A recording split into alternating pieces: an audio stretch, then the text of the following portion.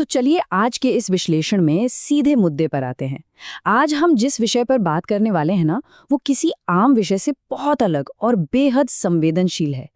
हम बात कर रहे हैं माता-पिता और बच्चों के बीच के उस गहरे, अटूट बंधन की, उनके निस्वार्थ प्रेम की और उस कठोर वास्तविकता की जो उम्र ढलने के साथ सामने आती है। यकीन मानिए, ये एक ऐसा विषय है जो हम सबके जीवन से सीधे तौर पर जुड़ा है। शुरुआत करते हैं एक बहुत ही मार्मिक कहानी से। ये कहानी है राहुल की। राहुल रोज सुबह बड़ी हड़बड़ी में ऑफिस के लिए निकलता था और उसकी माँ वो हर दिन उसके पीछे भागती थी, ये कहते हुए कि अरे बेटा टिफिन तो ले जा। लेकिन राहुल का वही रटा रटाया जवाब होता, बाहर खा लूंगा माँ, इतना टाइम नहीं है अभी। फिर भी माँ कहाँ मानने वाली थी। वो रोज टिफिन बनाती, कभी पराठे तो कभी प्यार से रखा हुआ अचार। लेकिन एक सुबह जब राहुल डाइनिंग टेबल के पास पहुंचा तो देखा कि टेबल बिल्कुल खाली थी, ना टिफिन ना नाश्ते की खुशबू। उसने आवाज लगाई, माँ मेरा टिफिन। माँ रसोई में ही थी, लेकिन आज उन्होंने पीछे मुड़कर नहीं देखा, बस धीरे से कहा, सोचा अब तुझे मेरी आदत की जरूरत नहीं रही। यकीन मानिए, ये एक ऐसा वाक्य था जिसने राहुल को पूरी तरह खामोश कर दिया। ऑफिस पहुंचकर पहली बार राहुल को भूख से कहीं ज्यादा अपनी माँ की कमी महसूस हुई। उसने बाहर से खाना तो मंगवा लिया, लेकिन पहला निवाला खाते ही उसकी आंखें भर आईं। जानते हैं क्यों? क्योंकि उसमें वो माँ वाला स्वाद ही नहीं था। शाम को जब वो घर लौटा तो देखा कि माँ वही टिफिन हाथ में लिए बैठी थी। माँ ने कहा, सुबह गुस्से में नहीं दिया, पर दिल नहीं माना। उस पल राहुल को एक बहुत बड़ी बात समझ आई। माँ सिर्फ खाना पैक नहीं करती, वो अपना प्यार पैक करती है। माँ के हाथ का खाना कोई साधारण चीज नहीं है, वो उनका निस्वार्थ प्रेम है। और सच कहें तो हमारा समाज अक्सर उनके इस रोजमर्रा के बलिदान को बहुत हल्के में ले लेता है ना? और ये बात बहुत अच्छी तरह से साबित होती है सोशल मीडिया पर वायरल हुई इस बेहद भावुक कर देने वाली कहानी से। एक बेटे ने बताया कि उसकी माँ पिछले 24 सालों से लगातार एक ही थाली में खाना खा रही थी। जब माँ का निधन हुआ तब जाकर उस बेटे को उस थाली का असली राज पता चला।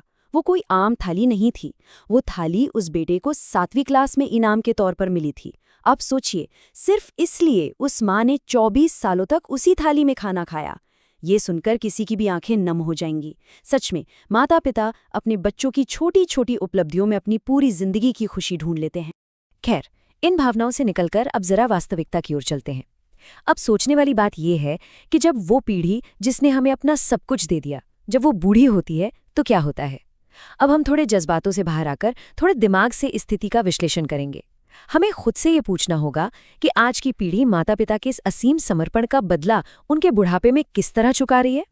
इस विषय की गहराई को समझने के लिए जब हम बुजुर्गों की समस्याओं पर किए गए इस विश्लेषणात्मक अध्ययन पर नजर डालते हैं तो एक बहुत ही कठोर सच्चाई सामने आती है। महेंद्र प्रताप तिवारी जी का ये रिसर्च पेपर हमें बताता है कि आज के इस आधुनिक होते समाज में बुढ़ापा सिर्फ शारीरिक बीमारी या कमजोरी का नाम नहीं रह गया है, बल्कि ये उससे कहीं अधिक जटिल एक बहुत बड़ी सामाजिक समस्या बन चुका है। अब यहाँ जो सबसे दिलचस्प बात देखने को मिलती है वो ये है कि ये पारंपरिक और आधुनिक समाज के बीच का अंतर बहुत ही स्पष्ट रूप से दिखाती है। अध्ययन के मुताबिक पहले के पारंपरिक समाज में संयुक्त परिवार होते थे, वहाँ बुजुर्गों को पूरा आदर सम्मान मिलता था और वो परिवार का एक बहुत ही अभिन्न अंग माने जाते थे। लेकिन अब औद्योगिकरण, शहरीकरण और पश्चिमीकरण ने हमारे सामाजिक ताने बाने को पूरी तरह बदल दिया है।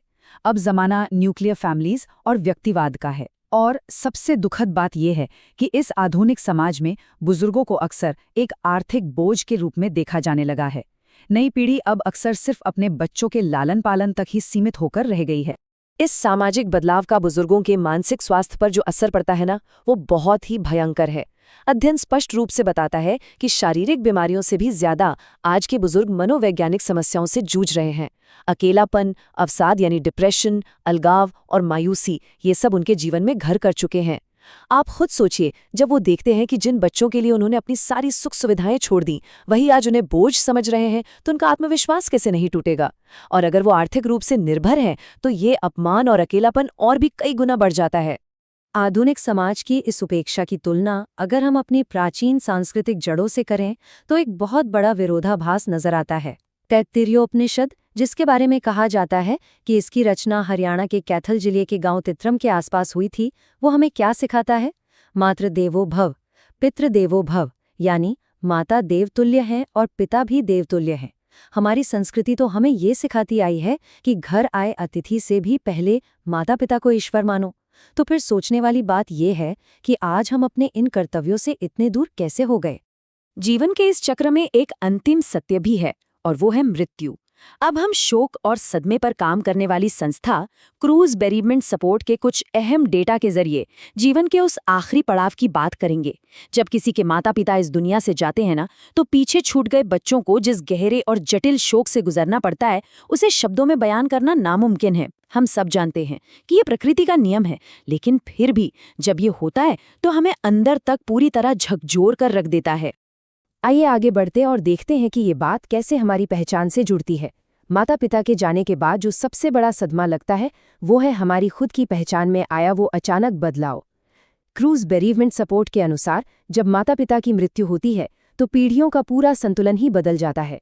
कल तक हम किसी के बच्चे थे, हमारे पास कोई ऐसा था जो हमसे हमारे बचपन की बातें कर सकता था, लेकिन अब हम खुद उस सबसे पुरानी पीढ़ी में शामिल हो जाते हैं जिसके कंधों पर सारी जिम्मेदारियां होती हैं।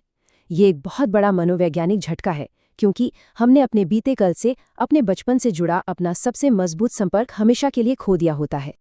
और इस शोक के साथ अक्सर एक और भारी चीज आती है, वो है पछतावे का बोझ। अगर माता पिता के साथ हमारे रिश्ते में कोई भी खटास थी, या शायद हम उन्हें वो समय नहीं दे पाए जिसकी वो सच में हकदार थे, तो उनके जाने के बाद ये पछतावा बहुत गहरा हो जाता है। हम उस बिना शर्त प्यार को खो देते हैं जिसके लिए हम दुनिया में सबसे अहम थे। वो अनकहे शब्द, वो रिश्ते जो कभी सुधर नहीं पाए, वो मन पर एक ऐसा भारी बोझ छोड़ जाते हैं जिसे पूरी जिंदगी ढोना पड़ता है। ये एहसास कि वो निस्वार्थ प्रेम अब कभी वापस नहीं मिलेगा, बहुत पीड़ादायक होता है।